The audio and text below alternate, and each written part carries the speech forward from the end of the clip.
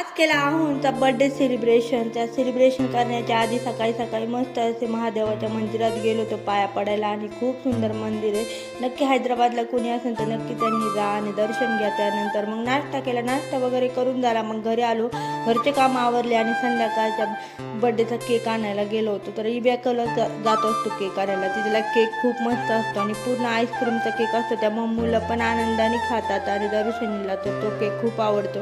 म्हणलं चला आता मग इबॅकोचा केक घेऊन मग तिथून निघालो आणि संध्याकाळच्या सेलिब्रेशनची तयारी केली।